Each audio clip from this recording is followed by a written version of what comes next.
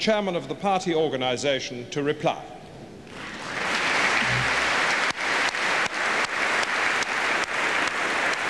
I greatly enjoyed all those speeches, and if I may say so, I particularly enjoyed the speech from John Strafford.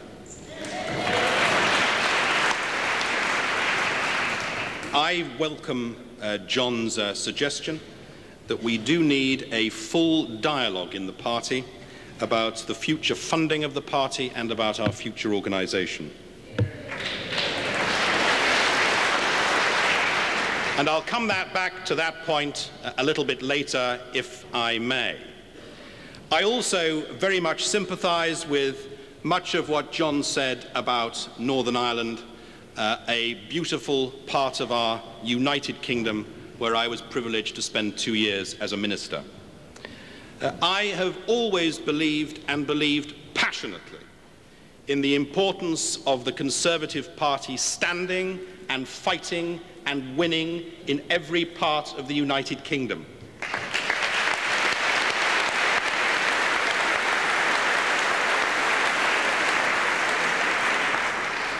I've been to speak in support of the Conservative Party in Northern Ireland and will go and speak and campaign again. I went to campaign in the Upper Bann by-election for our excellent candidate Colette there, and I'll always remember that because it was the last time that I saw the funniest man I've ever known and the nicest and bravest, Ian Gow.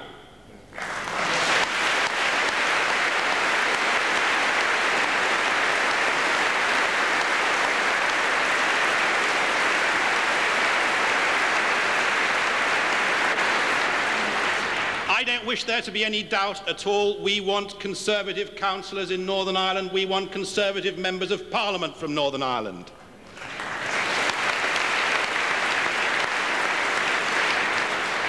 I've never seen how we can tell people in Northern Ireland they should behave like the rest of us and then denying them the opportunity for voting Conservative or Labour at a general election.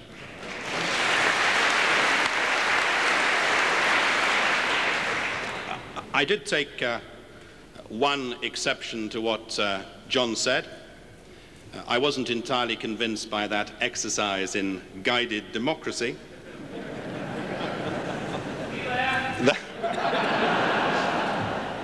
You'll be hearing from my solicitors later. I thought there were one or two hands that went up a trifle reluctantly, and we have taken names and addresses for future reference. But the really serious point that John made, and it's one that I want to come back to, is that we cannot go on taking party organisations seriously for the 6 months before an election and forget about it for the 4.5 years afterwards.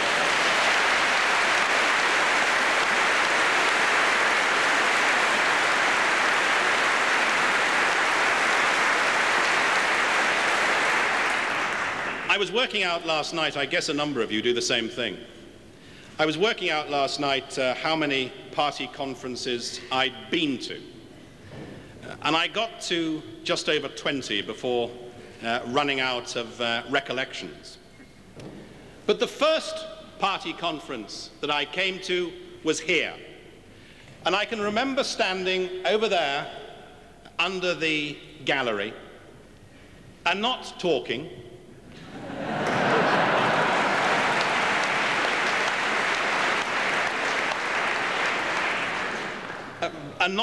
not because I was particularly well behaved, but because the man speaking, and it was the first time I'd ever heard him, the man speaking was Ian MacLeod.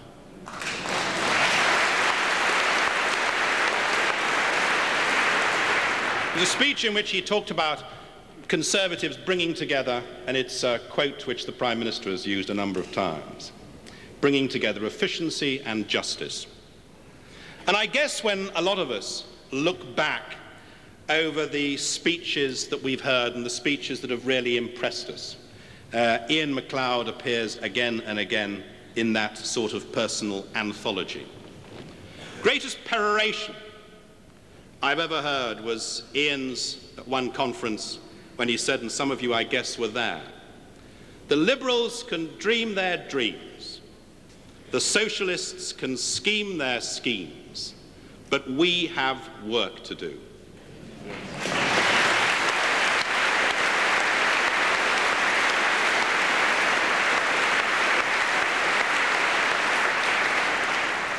It was true then, and my goodness, it's true again today.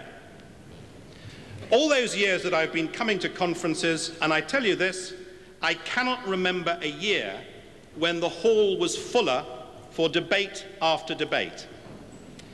It's a far cry from the great open spaces at last week's Labour conference.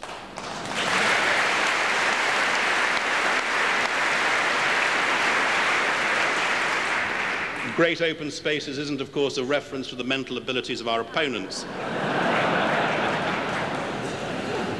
Nor, if I can engage a bit in that sort of flattery of the audience, which always goes down particularly well with an audience, nor can I remember a year when the speeches from the body of the Kirk were better, overwhelmingly, on all of you to pay for our political activities across the country. Let me say a bit more about funding, which I've discussed on a number of occasions, as you can imagine, with John Strafford and others. I've been trying to develop with your representatives, the National Executive of the National Union, a more open dialogue about both funding and about party organisation. What Peter Lane, Basil Feldman and I have started, I can assure you we intend to continue. This year, for example, we produced our accounts in a more open and a more accessible form and a lot earlier.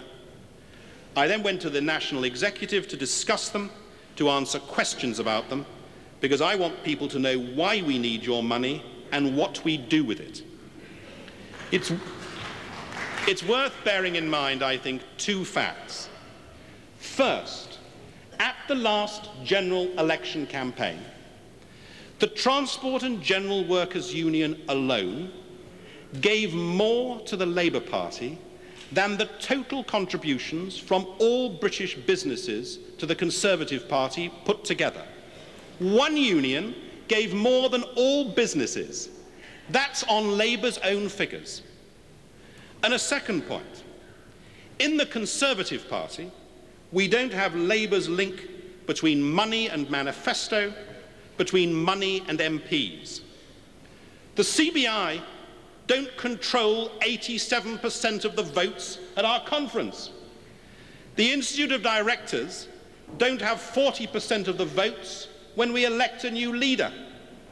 The Chambers of Commerce don't have 40% of the votes when we select parliamentary candidates. Labour was, is, and for the foreseeable future will remain a wholly owned subsidiary of the trade unions.